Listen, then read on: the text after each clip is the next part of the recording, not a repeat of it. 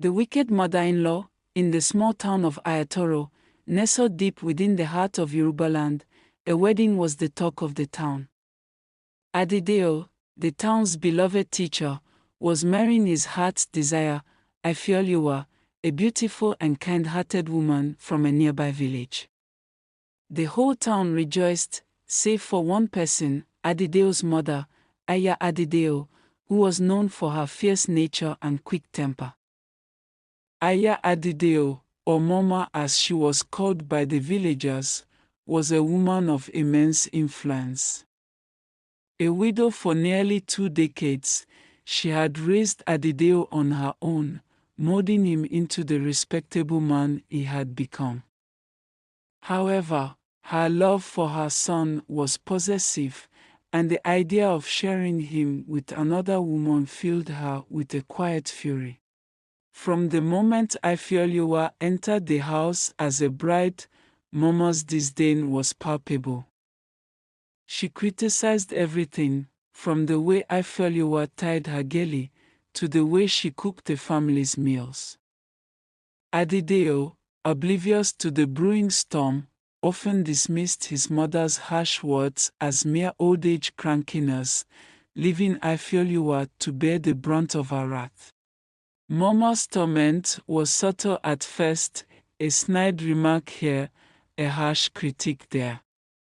But as the weeks turned into months, she grew bolder. She would deliberately spill palm oil on the floor after Ifeoluwa had just cleaned, only to accuse her of laziness.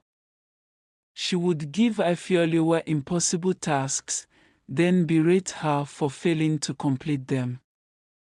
All the while, Adideo remained unaware of the full extent of his mother's cruelty. The town soon began to notice Ifeoluwa's once bright smile fading.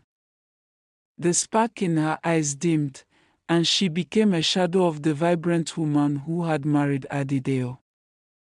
One day, as Ifeoluwa was fetching water from the river, she met an elderly woman who sat by the river bank. The woman, sensing Ifeoluwa's sadness, asked her what troubled her. With tears streaming down her face, Ifeoluwa poured out her heart. The old woman listened patiently before giving Ifeoluwa a small gourd filled with a mysterious liquid. "This," she said, "is not for your mother-in-law, but for yourself. Each morning, rub a little of it on your hands before you go about your duties. It will give you strength." Desperate, Ifeoluwa followed the woman's instructions.